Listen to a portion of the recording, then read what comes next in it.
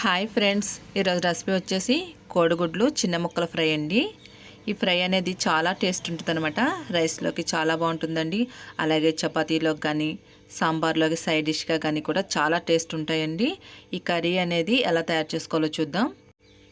ముందుగా ఉడికించి పక్కన పెట్టుకున్నానండి 4 కోడిగుడ్లను. వీటిని కట్ చేసుకుందాం. ఇవి నాటు కోడిగుడ్లు అండి, అందుకే బాగా చిన్నగా ఉన్నాయి. ఈ విధంగా కట్ చేసుకొని చిన్న చిన్న ముక్కలుగా చేసుకుందామండి.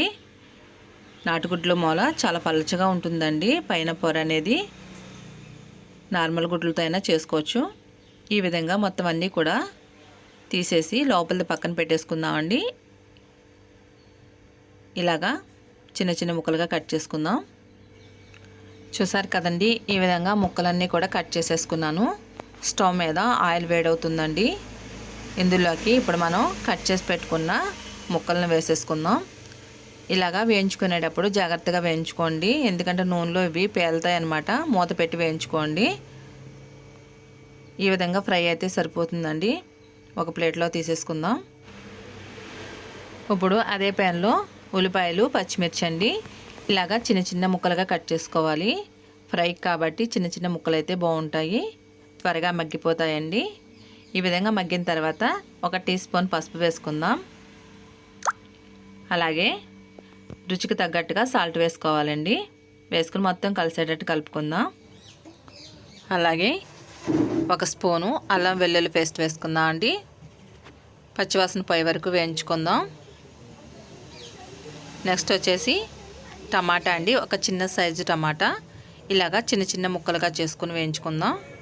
ఇప్పుడు మూత పెట్టేసి టమాటా ఉల్లిపాయలు మగ్గించుకుందామండి.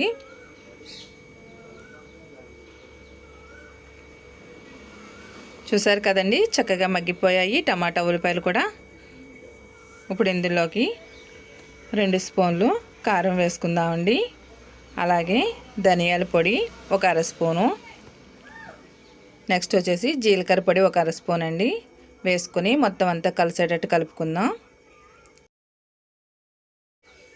ఇప్పుడు మూత పెట్టేసి ఒక 2 నిమిషాలు అలా ఉంచేసుకుందాం అండి. కారం వేసాం కదా, కారం మసాలాలు వేసాం కాబట్టి ఒక 2 నిమిషాలు అలా ఉంచేసుకుందాం.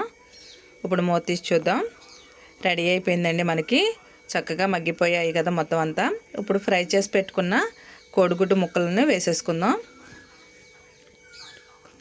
వేసుకొని మొత్తం అంతా కలిసేటట్టు కలుపుకుందాం అండి. అంతేనండి, ఎంతో సింపుల్గా కోడిగుడ్డు ముక్కల ఫ్రై అనేది మనకి రెడీ అయిపోయింది. అలాగే మీరు ఎవరైనా మన ఛానల్ కానీ ఫస్ట్ టైం చూసినట్లయితే పిఎన్వి తెలుగు ఛానల్ని సబ్స్క్రైబ్ చేసుకోండి. పక్కనే ఉన్న బెల్ బటన్ క్లిక్ చేస్తే నేను అప్లోడ్ చేసిన ప్రతి వీడియో మీకు వస్తుందండి.